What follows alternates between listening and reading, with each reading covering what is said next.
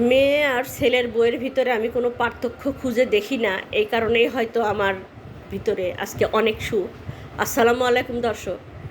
ছোট বৌমা বলার সঙ্গে সঙ্গে আমি 2 লিটার দুধ এনে দিলাম, ও বলল রসগোল্লা বানাবো। তো আলহামদুলিল্লাহ আজকে আমরা রসগোল্লা খাবো। সঙ্গে সঙ্গে 2 লিটার দুধ ও জাল করেও ফেললো এবং একটা লেবু চিপে দিয়ে ছানা তৈরি করে ফেললো। ছানাটা হাত দিয়ে অনেকক্ষণ প্রেস করতে হয়েছে এই তালুর সাহায্যে, ও করছেও।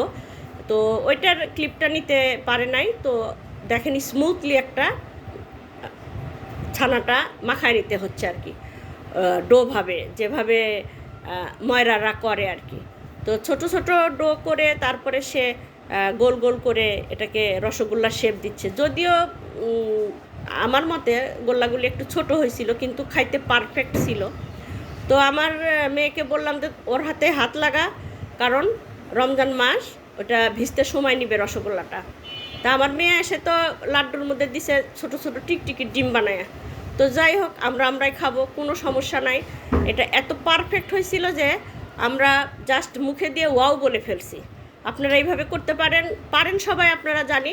তো রেসিপি দেওয়ার কিছু নাই, এটা আপনাদের কাছে শেয়ার করলাম। আমার অনেক ভালো লাগছে রসগোল্লাটা, পারফেক্ট ব্লেন্ড, পারফেক্ট মিষ্টি, এলাচির একটা দারুণ একটা সুবাস আসতেছিল।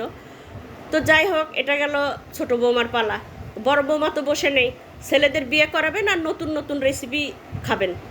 তো দেখেন আমার বড় বৌমাও করে ফেলবে চিকেন চিজ চপ, অনেক মজা, অনেক সুস্বাদু। তো এর পরে দেখতে পারবেন। ওটা আমি ক্লিপটা নিতে পারি নাই, তৈরি করাটা অনেক সময়ের ব্যাপার ছিল, এর জন্য শুধু আপনাদেরকে ফ্রাই করাটা দেখাবো। তো ও করে ফেলছে অলরেডি চিকেন চিজ চপ। তো এটা অনেক সুস্বাদু, অনেক মজা, অনেক মানে মুখে দিলেই মিলায় যাচ্ছিল। আলহামদুলিল্লাহ অনেক টেস্টি হয়েছিল।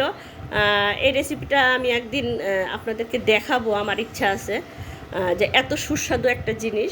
মিষ্টি তো মিষ্টি, মিষ্টির স্বাদ অন্যরকম, ঝালের স্বাদ অন্যরকম। তো দুটার কম্বিনেশনে আমাদের ইফতারটা আজকে অনেক ভালো হয়েছে আলহামদুলিল্লাহ। আপনারাও ট্রাই করবেন, আমি দেখাবো এই রেসিপি, আমার সাথেই থাকবেন। ইনশাল্লাহ একদিন পেয়ে যাবেন এই রেসিপি। আমার ক্লাউড কিচেনের নাম দেশি ডাইন। আপনারা আমার কিচেনের পাশে থাকবেন, আমাকে ভালো ভালো কমেন্ট করবেন।